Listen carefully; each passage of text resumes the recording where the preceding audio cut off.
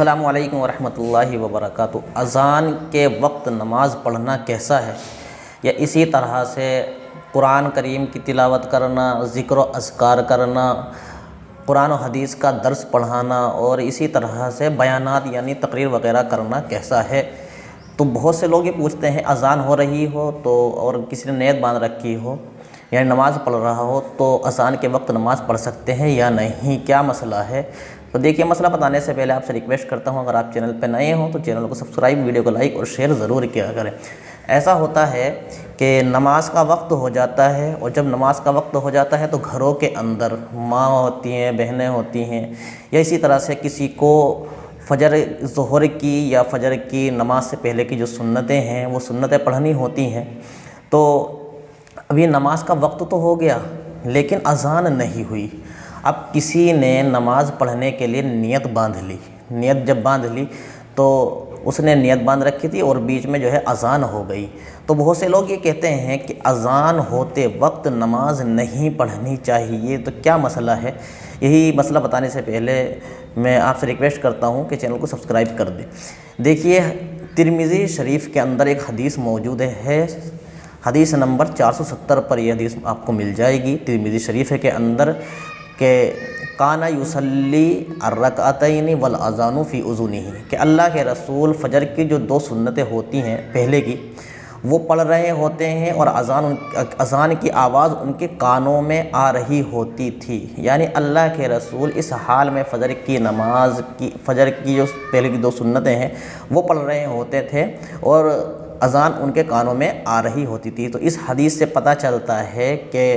نماز اذان کے وقت نماز پڑھنا بالکل جائز ہے، اور اسی طرح سے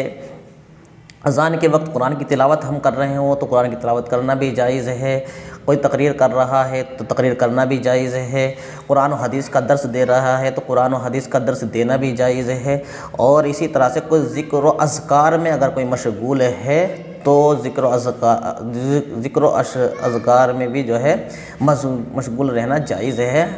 اذان کے وقت ہم یہ سارے کام کر سکتے ہیں، لیکن ترمذی شریف کے اندر ہی ایک حدیث اور ملتی ہے جس کا مفہوم یہ ہے کہ اذان کے وقت نماز نہیں پڑھنی چاہیے، تو دونوں حدیثوں میں ٹکراؤ ہو گیا۔ اب تطبیق کس طرح سے ہم دیں گے؟ تو تطبیق اس طرح سے ہم دیں گے، ایک حدیث کے اندر جو ہے اذان کے وقت نماز پڑھ سکتے ہیں اور ایک حدیث کے اندر منع ہے کہ اذان کے وقت نماز نہیں پڑھنی چاہیے۔ تو اب ہم یہ دیکھیں گے دونوں حدیثوں میں جب ٹکراؤ ہو گیا تو تطبیق ہم اس طرح سے دیں گے کہ ہمارا فائدہ کس میں ہے،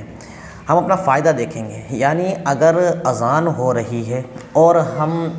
تلاوت قرآن کر رہے ہیں، اسی طرح سے ذکر و اذکار میں مشغول ہیں، یا قرآن و حدیث کا ہم درس دے رہے ہیں اور اذان ہونے لگی، تو ہم پہلے رکیں اور رک کر اذان کا جواب دیں، اذان سنیں اس کا جواب دیں۔ تو اس کا فائدہ یہ ہوگا ہمیں کہ جو اذان کا جواب ہے اس کا جو ثواب ہم کو ملنا ہے وہ بھی ہم کو مل جائے گا، اور اس کے بعد ہم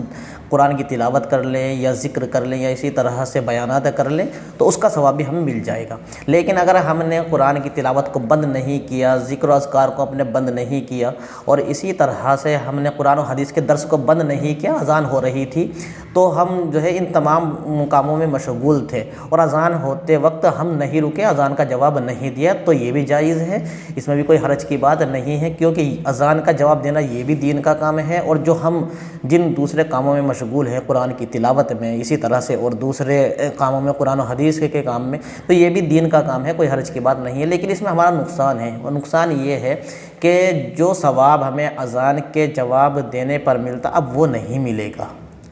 ملے گا، تو ہمارا فائدہ جو ہے وہ اس میں ہے کہ پہلے ہم رکیں، اس کے بعد جب اذان کا جواب دیں، پھر اپنے جو دوسرے کام ہیں قرآن کی تلاوت کر رہے ہیں ہم قرآن کی تلاوت میں لگ جائیں، ذکر و اذکار میں مشغول ہو جائیں، اور جو دوسرے ہم کام کر رہے ہیں قرآن و حدیث کا درس دے رہے ہیں اس میں لگ جائیں، تو اس میں 2 فائدہ ہم کو ہو جائیں گے، اس اذان کے جواب کا ثواب بھی ہم کو مل جائے گا، اور جو قرآن کی تلاوت کا ثواب وہ بھی ہم کو مل جائے گا۔ امید ہے آپ کو میری بات اچھے سے سمجھ میں آ گئی ہوگی۔ السلام علیکم ورحمۃ اللہ وبرکاتہ۔